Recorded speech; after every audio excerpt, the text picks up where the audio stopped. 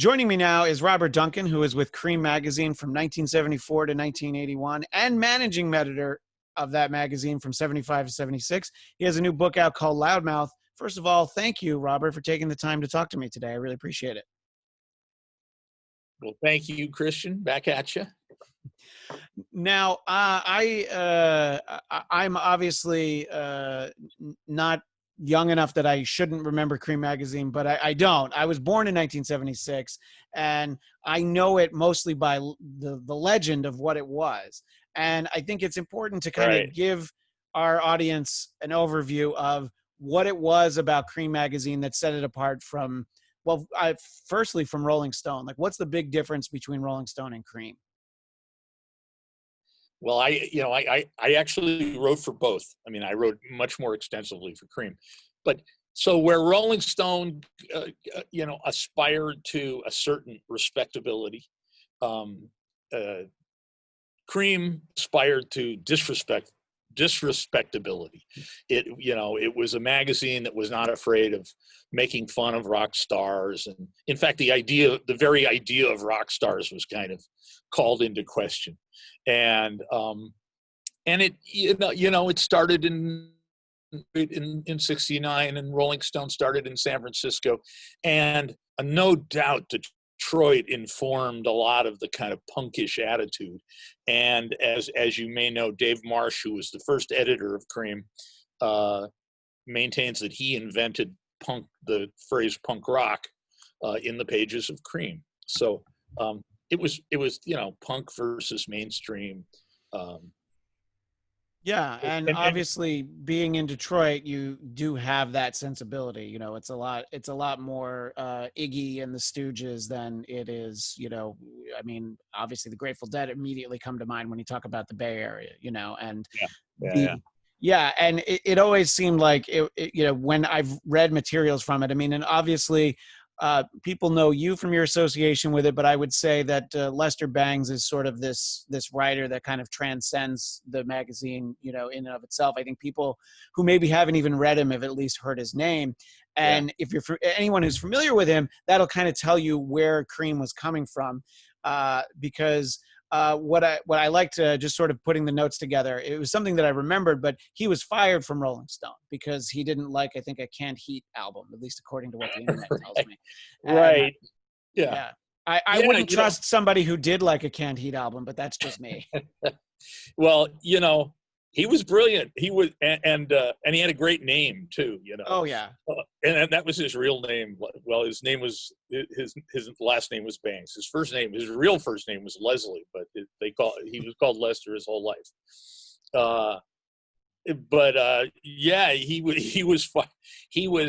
He didn't work for Rolling Stone, but he was taken off the freelancer list after he slagged off Canned Heat.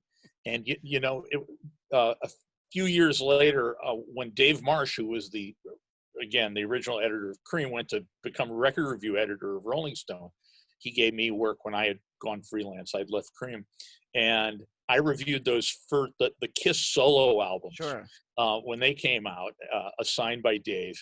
And so it was a pretty big review, and Dave edited it, and it was going ahead, and suddenly went ostensibly because it was too juvenile for him to review, and I don't know, it was too Creem for Rolling Stone, and then of course we learned later he also hates Kiss.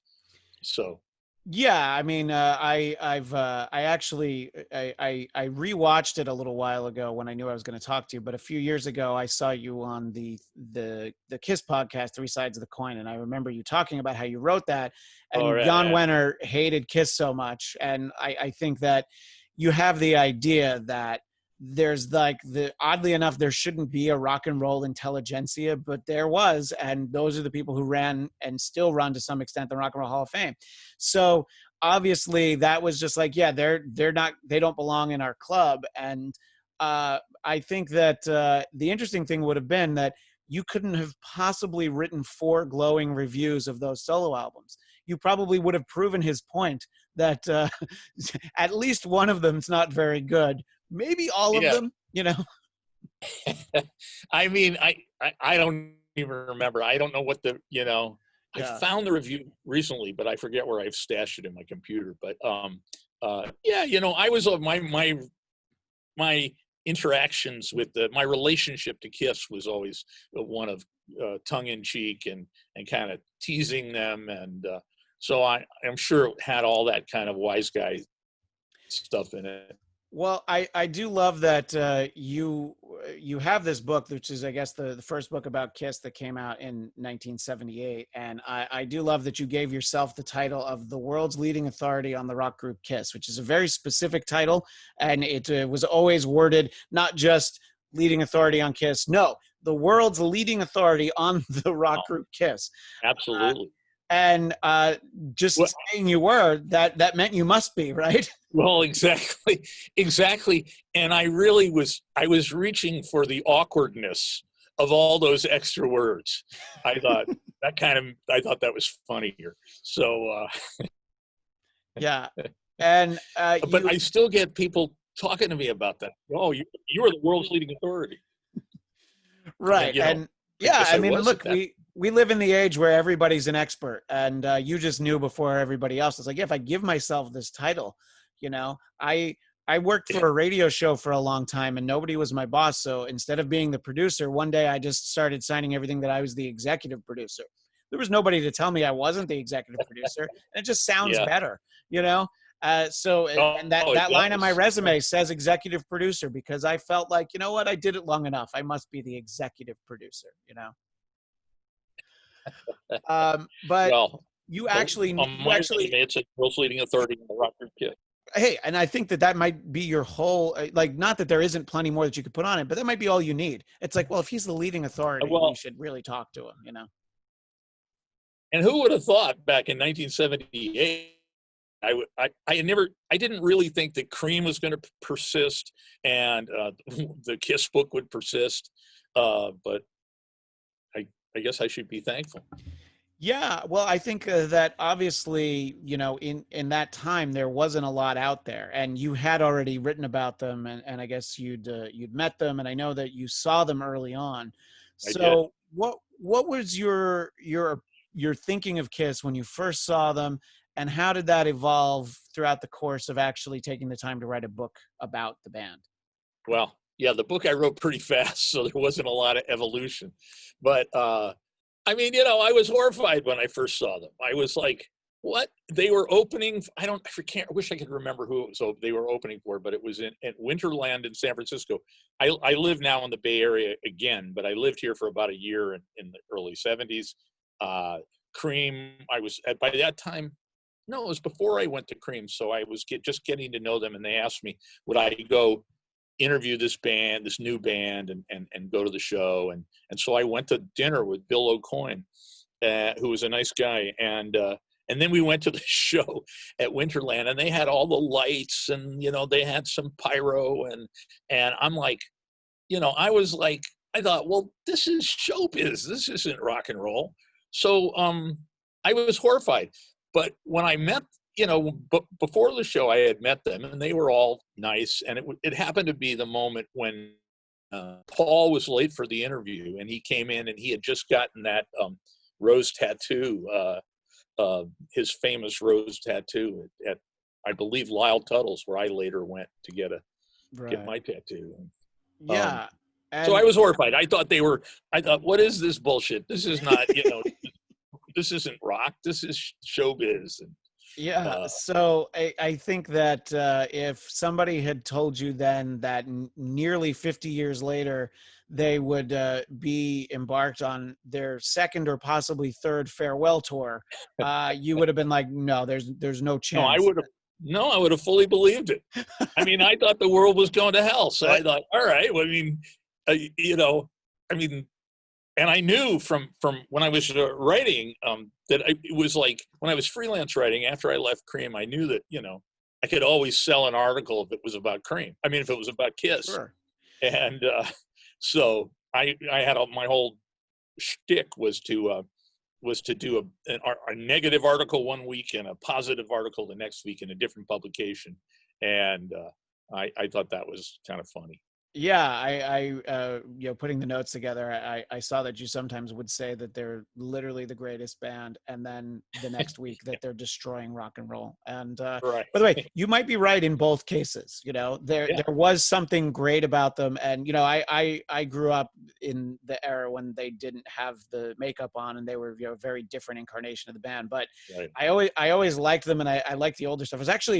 I was actually horrified by them when I was a kid. When I was little, they were on a PBS show called 321 Contact it Yeah. was about Sure. stage lighting and stuff.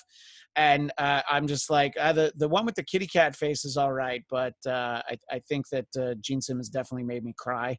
So it took a little while for me to come around, but I was just a little bit too young because they obviously spoke to a younger audience, and there wasn't that much information out there. Not only did we not know what they looked like, you didn't really know that much. So you come out with a book in 1978, and it's like the Kiss book, and it's there wasn't, when I'm sitting down to talk to you, I Google your name and I find out all this stuff that I remembered from past interviews, things that I knew about you, and then a bunch of other stuff. That took like 20 minutes. But if you wanted to know about Kiss in 1978, I mean, what were you going to do?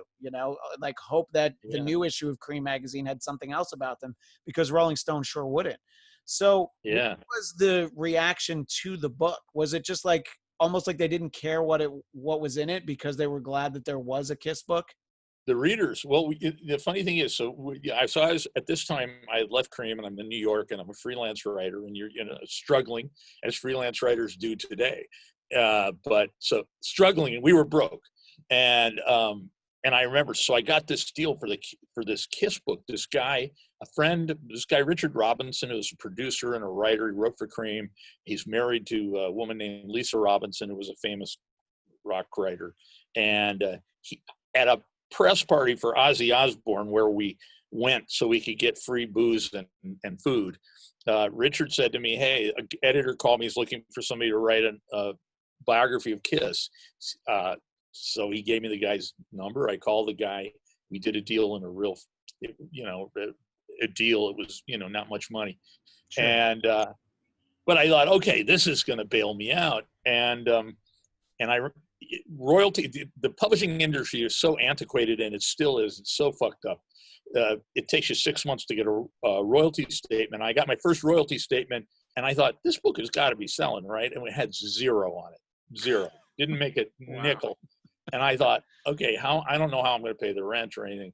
6 months later, it was like it went through the roof. That book sold like 300,000 copies in the States. It's sold in Japan. It's sold in England. It set us up for like about 3 years, but let me put it this way. It only took me 3 years to figure out how to spend all that money. And the interesting thing is that the book is available again digitally, so people can find it on Amazon. And Well, it's available in print. oh, it's even on print. Oh wow, I didn't even realize that. Okay, yeah. A few years ago, I mean, I guess it's available digitally. A few years ago, a guy called me and said, "Oh, I want to do an audiobook of your Kiss book." And I said, "Well, I'll tell you what, I'll give you the rights if you do another print book, because the Sure. rights had reverted to me." And he's like, "Oh, I want to do it." So I was a hard ass and I didn't do it. I thought, well, I'll put out my own print book because Amazon has that Lulu and you can do kind of printing on demand and all that. So I did, I did that. And so that's available on Amazon in print. And it's kind of a facsimile of the original book, except I didn't want to pay the photographer. I didn't want to have to buy the photographs again. And so somebody in my office for my birthday one year had done a picture of me as Gene Simmons holding my teacup. I drink tea at work, and I thought, oh fuck, that's my cover. So that's in the little circle on the cover. That is, you'll see me as Gene Simmons. I figured people won't. They have no idea who this is. It just kind of looks like Gene Simmons, so it'll work. But yeah, so that's out there. Yeah, so that book is still out there, and it's a snapshot of Kiss in 1978, which is it's an interesting time because it is as fans of the band know that I mean the wheels were already coming off by 1978 due to Yeah, those 4 solo albums, but I mean it really went off the rails after that, you know. So it yeah, is kind of like a way to remember, like, yeah, this is them at their height. But so I think it's interesting when, you know, you're able to kind of capture a band at that moment. You know, I mean, yeah, there's only so many of those. You know, a lot of times, you know, and especially from that era, you know, I think that like Van Halen with David Lee Roth, there's no like legitimate like full concerts. There's bootlegs, but they don't have anything. And you're just like, well, yeah, how could that be? Even when you knew that they were popular, you think you would have filmed it. So it's such a different mindset than even just a few years later, you know, when you yeah, think yeah, if Van Halen started, if like 5 years later, there would have at least been one MTV concert that we would have and be able to look at. So being able to yeah. see that part of Kiss is great. Now, obviously, I would assume that the book was made without the involvement of the band or Coin management, but the fact that it was published means that you didn't break any laws in writing it, right? No, there's all sorts of no. It was strictly unauthorized as they wanted it to be, and those guys would not have authorized a book at that point. Yeah. Um, but yeah, it was published by Popular Library, which was a big paperback imprint firm. I forget, they were owned by Warner's or something at the time, and so yeah, somehow it got through. Well, you know what? When they assigned me an editor, and I went to visit this editor. And by the way, at this point, I'm like 22 years old, and so and the editors go. I had the manuscript, and it was all marked up, and I'm like, what the fuck? And we're going through it, and I'm going, well, you don't get it. You know, I had made up sounds to communicate how the guitars sounded, and I had made up names for the band members and all shit. And the editor was just like, what is this shit? You know, get this shit out of here. And I'm like, no, that's the whole deal, you know? And so she finally said, all right, fuck it, go. And so they didn't actually edit anything in the end. Yeah, no, I mean, that's great. And we'll in a moment we'll talk about your new book, Loudmouth, which is a novel. And Yeah, no obviously, problem. as you can see, we're talking to Robert Duncan now. You know, it's a little bit cheating because I did rewatch that interview that you did with the guys at Three Sides of the Coin. But what I Yeah, remembered from that interview is what I'm about to ask you about right now. yeah, Is this party you went to at Liza Minnelli's house? And yeah. you know, my day job, I work for Dennis Miller, the comedian. And Ah, when we get okay. closer to the book being published, he will probably want to talk to you for 20 minutes just about that party. Uh, because that is so up his alley from, you know, again, you want to talk about a snapshot from a moment in time. I think that is like what, like 1980, late 70s, somewhere in there. So Yeah, it was about, I want you to explain how you got to attend a Liza Minnelli. It wasn't Liza Minnelli's birthday party, right? It was her no, husband. no, your husband's. Yeah. So talk about that and who was there, and there's eventually a Kiss connection. I love this story, and look, I Yeah, mean, no, no, it's most fantastic. yeah, yeah. Yeah, People who check out this show, some of them are Kiss fans, but I don't know that everybody's going to go the level that I do, where I'm going to, you know, regularly watch an entire Kiss podcast. So I wanted to. I'm basically stealing the story that I heard you tell there because I think it's such a great story. no, I tell it a lot, so because I like it. But because I have lots of good stories from this era. Because my childhood friend, who I went to grade school with, one of my oldest and best friends, he became a stage manager on Broadway, following in the footsteps of his father, and he stage managed for Liza Minnelli's show, and this led to him getting married to Liza Minnelli, and and he was the only straight guy she married, and that's from her. Uh, but so and he was a guy kind of up from, you know, he didn't come from a wealthy background or anything, so he was like, oh yeah, this kicks ass. So when he turned 30, he said to Liza, he said, okay, I want you. They were living in a swank, you know, Upper East Side apartment in New York, and when he turned 30, he said to Liza, I want you to invite everybody you know in Hollywood, just everybody, and we'll get them up here to the apartment, and that'll be the party. So, you know, we'd been hanging out there for a while, so we saw all the we saw the, you know, fishbowl of cocaine and all that shit, and we even saw where it was hidden when it wasn't in the fishbowl. But God, at this party was unbelievable. It was people like, I mean, it was the whole Martin Scorsese, De Niro was there, Harvey Keitel was there, Lucille Ball, and at one point I see there's this Gregory Peck is sitting on a just a chair talking to somebody, and I'm like, so I've always been a wise guy. I'm a wise guy with rock stars, and I guess I'm a wise guy with movie stars too. So I'm like, fuck, I gotta say hello to Atticus Finch, Gregory Peck. Yeah, of course. Come on. So I'm on beers back and kind of getting my courage up, and I go over. I go, you know, Mr. Peck. He's sitting down. I say, oh, nice to meet you. Introduce myself, and he stands up. And I've met a lot of movie stars, and almost all of them are little short, petite people. And that's, I think, and rock stars too. That's what kind of, I think, helps motivate them to become famous. And Gregory Peck stands up, and it just keeps going. He's like, you know, 6'4" or 6'3", and he has this giant booming voice like Gregory Peck. And it was like, holy shit. So that was fantastic. But the story kind of could go on forever. It includes me jumping on their couch and calling long distance, because long distance costs money, and calling all my friends saying, guess where I am? Guess who's in the room here? And at one point, this child walked by me, and I'm like, the fuck brought their child to the party? That's just weird. And you know, I'm studying this child, looked like a teenager, maybe 14, 15.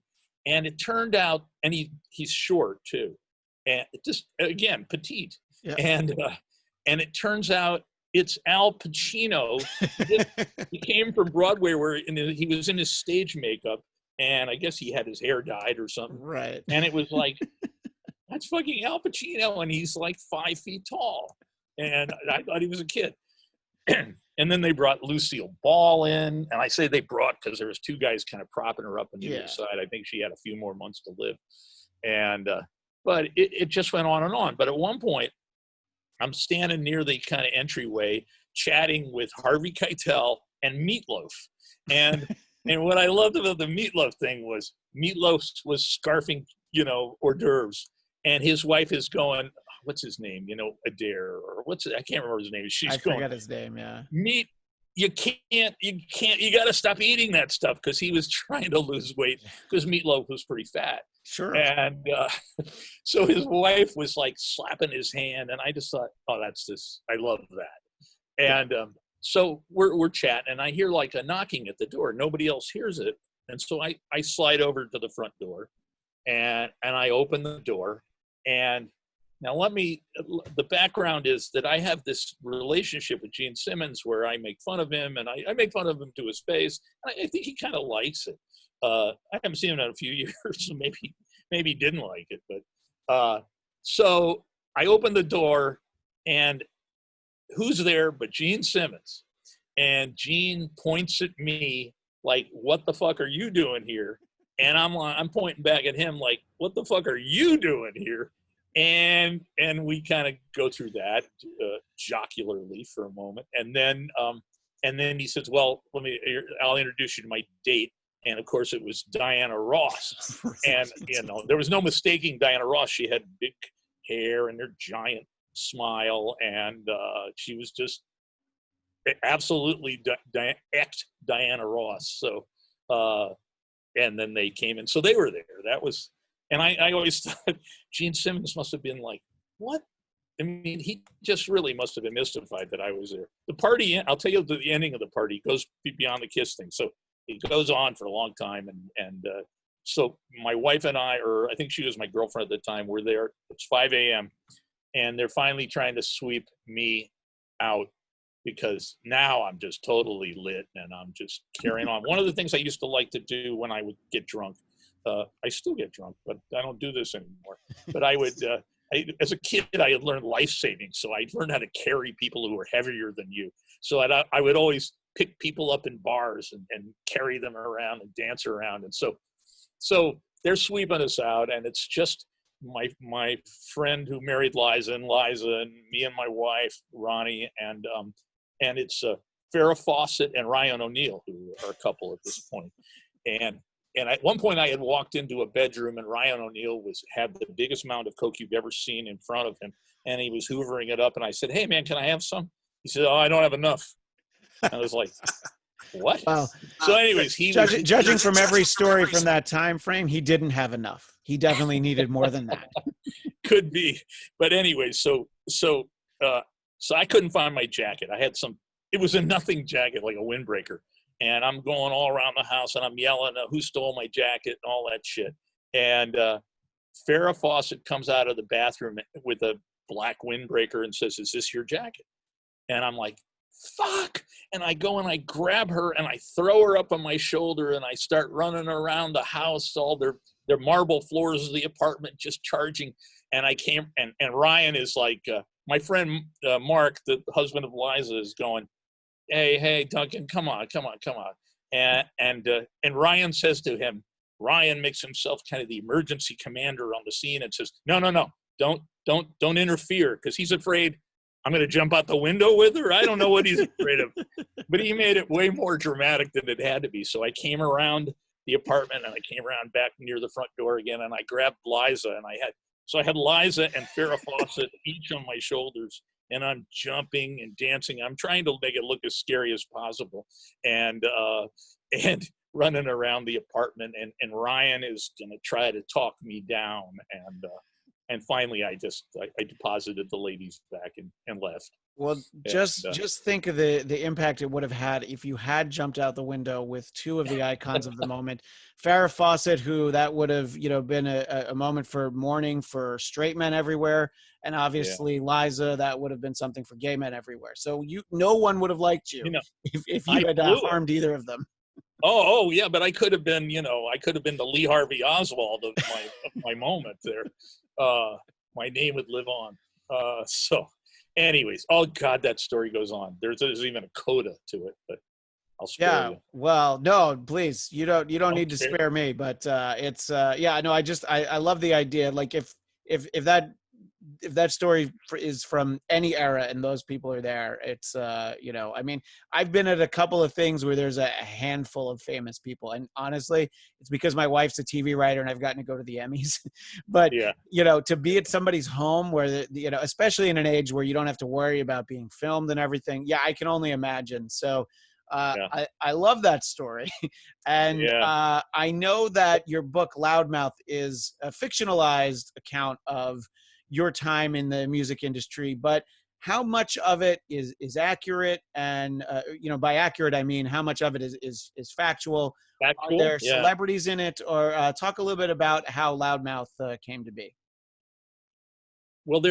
I had I went through a weird thing where I oh God, I won't even talk about it. But anyways, I had so I started I somehow started this kind of automatic writing, and I was just writing every day and night. I'd be writing at work, and somebody would come ask me to do something, and I would just curse them out because I'm like, fuck it, I'm writing my book, leave me alone.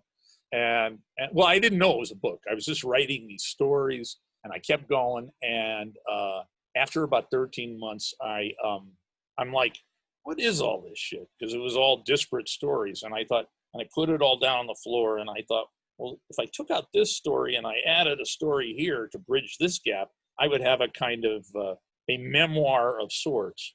And so that's what I did. I started writing new things to fill in and started.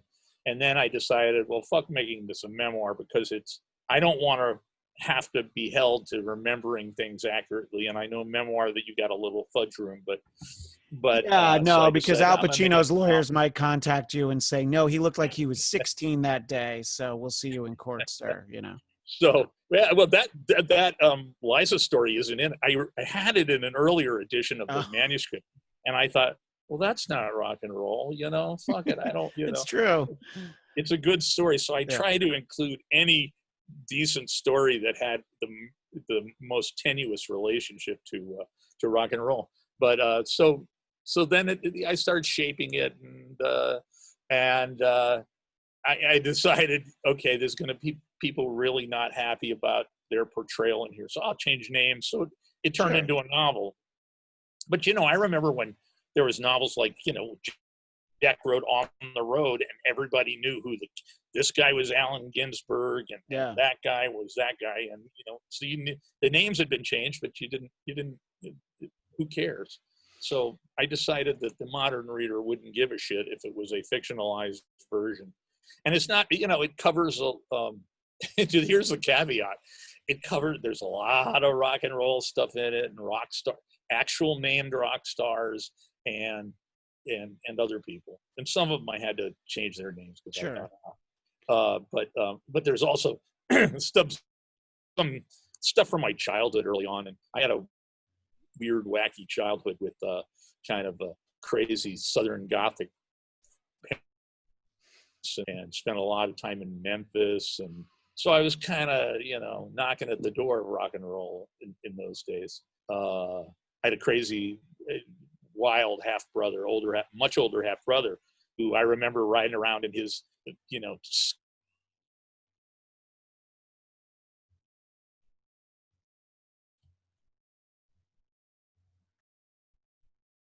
Hmm.